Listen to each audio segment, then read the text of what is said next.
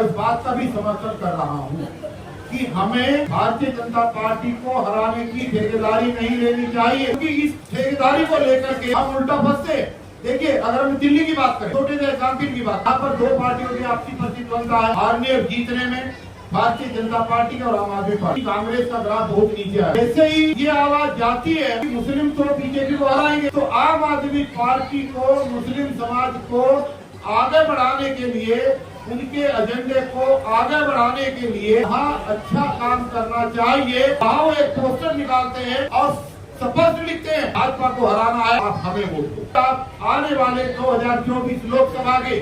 चुनाव के एजेंडे के रूप में रखते हैं कि अगर हमारा अलायंस आएगा, हमारा इंडिया अलायंस अगर सत्ता में आएगा, तो हम अनुसूचित जाति जनजाति के साथ साथ माइनॉरिटी के लोगों को, पसमानदा भाइयों को भी उसी सुरक्षा कवच का लाभ प्रदान करेंगे। कानून बना और जब भारत का संविधान बना, उस समय देश के हालात अलग थे। उस समय डॉक्टर अंबेडकर ने एक वर्ग बनाया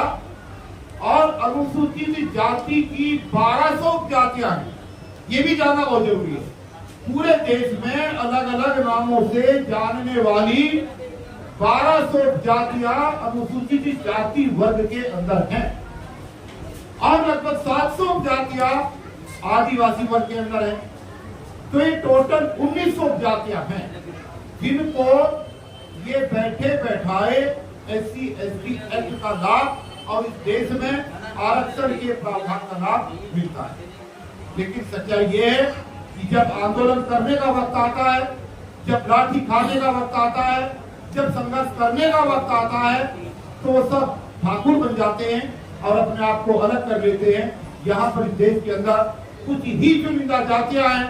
जिनकी वजह से, जिनके आंदोलन की वजह से इस देश के अंदर SC ST मूवमेंट जीता। अब सवाल ये है कि जब चुनिंदा जातियां ही संघर्ष कर रही है और 1900 जातियां इस SC और ST में शामिल है, तो इसमें अगर एक की माइनॉरिटी या पसमानदा मुस्लिम वर्ग अगर और जुड़ जाएगा, तो इससे हमारा भाईचारा और ज्यादा मजबूत होगा और इस देश में लड़ने वालों की संख्या, एक जैसे दुख दर्द वालों की संख्या भी ऑटोमेटिकली बढ़ जाएगी। इसलिए मैं तमाम उन साथियों से जो बाबा साहब के नाम पर तमाम तंजीमें चलाते हैं, उनसे मैं आग्रह करना चाहूंगा इस मंच के माध्यम से कि इस उठने वाली आवाज का कहीं पर किसी भी तरीके से विरोध नहीं होना चाहिए, बल्कि सम्मान और स्वागत होना चाहिए कि अगर ये एक इतना बड़ा वर्ग SC और ST के साथ मिल जाता है, तो निश्चित रूप से हमारा कुनबा बढ़ेगा और हम इस लड़ाई को और मजबूती के साथ राजनीतिक क्षेत्र में और तमाम सामाजिक और आर्थिक क्षेत्र में मजबूती के साथ उठा सकते। तो ये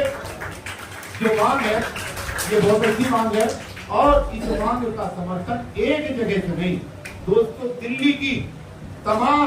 विधानसभाओं में ऐसे ही छोटे छोटे सम्मेलन करके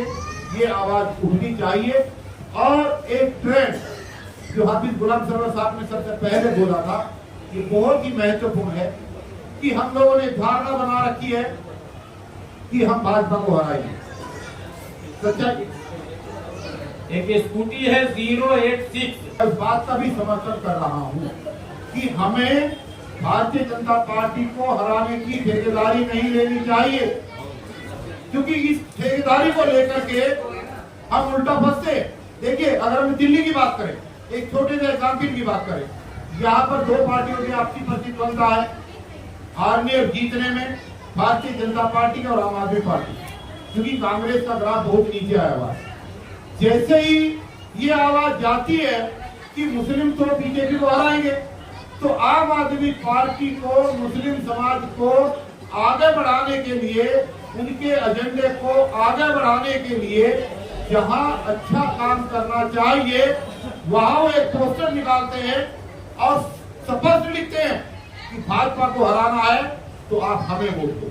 तो वो उनका एक ट्रेंड बन गया है कि ये लोग 15% लोग भाजपा को तो हराएंगे, फिर जाएंगे कहाँ, ये ऑटोमेटिकली हमें वोट देंगे और उसका लाभ उठा करके पार्टियों को जो करना चाहिए उस तरीके के एजेंडे में वो आप लोगों के मुद्दों को शामिल नहीं करते। इसीलिए दोस्तों, इस सम्मेलन के माध्यम से जो ये आवाज उठी है, ये आवाज तमाम दिल्ली के कोनों कोनों में जानी चाहिए, तमाम विधानसभाओं में जानी चाहिए और राष्ट्रीय आंदोलन में बनकर जो एक नया लाइन इंडिया के नाम से बना है, वहां तक भी ये आवाज जानी चाहिए कि अगर इसे आप आने वाले 2024 लोकसभा के चुनाव के एजेंडे के रूप में रखते हैं कि अगर हमारा अलायंस आएगा, हमारा इंडिया अलायंस अगर सत्ता में आएगा, तो हम अनुसूचित जाति जनजाति के साथ साथ माइनॉरिटी के लोगों को, पसमानदा भाइयों को भी उसी सुरक्षा कवच का लाभ प्रदान करेंगे। तो शायद ये लोग वोट लेने की लालच में इसका जो है एजेंडे के अंदर लेकर के आए, लेकिन ये आवाज उठनी चाहिए और एक बार उठकर के ये दबनी नहीं चाहिए और लगातार ये आगे बढ़ती चली जानी चाहिए। आप लोगों ने मेरे को सुना और हाफिज गुलाम सरवर जी ने हमें आज यहाँ पर न्योता दिया, मुझे आने का मौका मिला। आपका बहुत बहुत शुक्रिया, धन्यवाद। जय भीम, जय भारत। हिंदुस्तान पर जब अंग्रेजों ने कब्जा कर लिया और हम सब लोगों को, चाहे हिंदू, मुस्लिम, सिख, ईसाई, पारसी, जैन, सबको उन्होंने गुलाम बना लिया और उस समय जब कुर्बानी की जरूरत पड़ी